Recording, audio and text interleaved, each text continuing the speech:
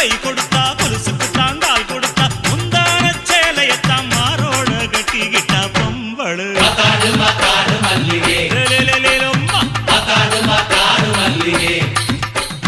பொருத்தனைத்தான் கழட்டி விட்டா ஒருத்தனைத்தான் கட்டி விட்டா ஒருத்தனைத்தான் கையோட வச்சுக்கிட்டா பொம்பளை யாரது